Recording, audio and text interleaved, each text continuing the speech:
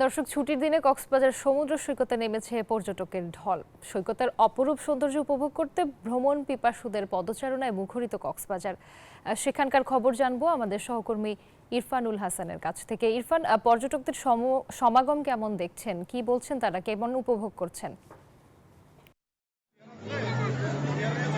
জি রুবা, আপনাকে ধন্যবাদ। আমি এখন অবস্থান করছি কক্সবাজার সমুদ্র সৈকতের যে সুগন্ধা পয়েন্ট আছে সেখানে। আসলে সাগরের নীল জলরাশি আর শীতের হিমেল হওয়ার জন্য পর্যটকদের হাতছানি দিয়ে ডাকছে।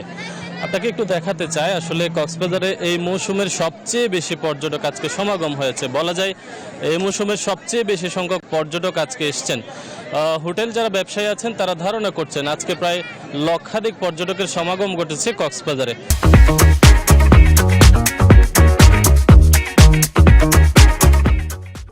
তো সকাল থেকে আমরা অনেক পর্যটকের সাথে কথা বলেছি, তারা আমাদেরকে যেটি আসলে জানাচ্ছিলেন যে কক্সবাজারের যে হোটেল মোটেল সেখানে আসলে এই সুযোগে একটু দাম বৃদ্ধির কথাও তারা আসলে বলছেন।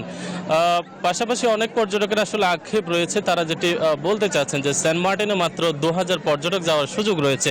তো এই যে মাত্র 2000 পর্যটক যাওয়ার সুযোগের কারণে আসলে অনেক পর্যটকের ট্যুর ক্যান্সেল করতে হচ্ছে, এরকম অভিযোগ অনেকে করছেন। আমরা কথা বলেছিলাম কক্সবাজারে যারা traffic police, tourist police, traffic police এবং নিরাপত্তায় যারা কাজ করছেন, সমুদ্র সৈকতে যারা কাজ করছেন, তাদের সবার সাথে মোটামুটি কথা বলেছি। প্রশাসনিক দিক দিয়ে সবাই মোটামুটি অ্যাক্টিভলি কাজ করছে এবং আমরা জেলা প্রশাসনের সাথে কথা বলেছি, তিনিও যেটি বলছেন যে একজন সার্বক্ষণিকভাবে একজন নির্বাহী ম্যাজিস্ট্রেট আসলে কক্সবাজারের এই সমুদ্র সৈকতে আগত পর্যটকদের নিরাপত্তায় আসলে কাজ করছেন। তো আমরা কক্সবাজারে সকাল থেকে আসলে দেখছিলাম যে ভোরের আলো কি দেওয়ার সাথে সাথে আসলে কক্সবাজারের এই সৌন্দর্য দেখার জন্য পর্যটকরা আসছেন এই সমুদ্র সৈকতে।